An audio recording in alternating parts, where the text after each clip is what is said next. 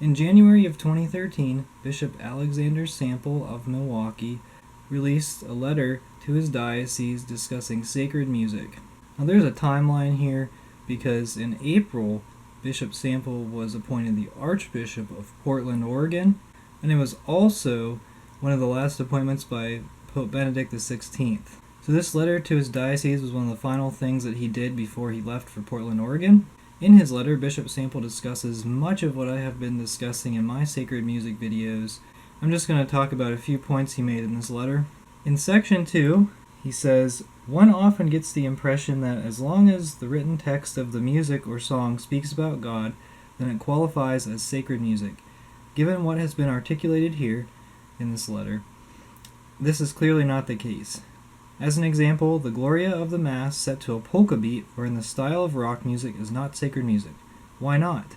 Because such styles of music, as delightful as they might be for the dance hall or a concert, do not possess all three of the intrinsic qualities of sanctity, artistic goodness, beauty, and the universality proper to the sacred music." In section 3, point C, he says, "The Church recognizes an objective difference between sacred music and secular music. Despite the Church's norms, the idea persists among some that the lyrics alone determine whether a song is sacred or secular, while the music is exempt from any liturgical criteria and may be of any style.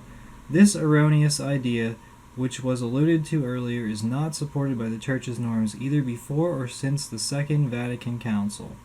So I have been to a youth mass where it was basically like a rock concert. As a young person, you really have no idea about that, what is sacred music, and you just kind of accept the status quo, especially if you like the music that's being played. Further down in the letter, he issued liturgical directives to the Diocese of Marquette. In section 2, point E, number 3, he says, "It must be sadly acknowledged that some hymns and approved hymnals, music issues, and missalettes do not reflect Catholic theology and should not be used."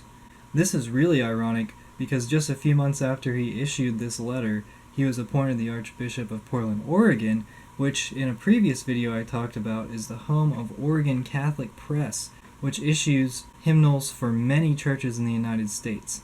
And he is actually on the board of directors for Oregon Catholic Press.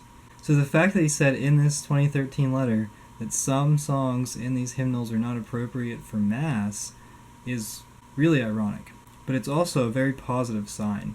Unfortunately, he doesn't mention specific examples of songs that should be omitted from hymnals, but I can provide you with a few. If you've watched my videos, you probably know some of them. Lord of the Dance, that should be excluded. All Are Welcome. And Gather Us In, Bishop Barron mentioned that there's a theological error in that song. If you guys have any suggestions of hymns that should be excluded from hymnals, you can post those down below, and I'm interested to see your thoughts. I think the appointment of Archbishop Sample to the Archdiocese of Portland was a deliberate move by Pope Benedict. I don't think it was a coincidence. Pope Benedict XVI appointed Archbishop Sample to the Archdiocese of Portland right before Pope Benedict resigned, and Archbishop Sample released the letter on sacred music right before he took over in the Archdiocese of Portland.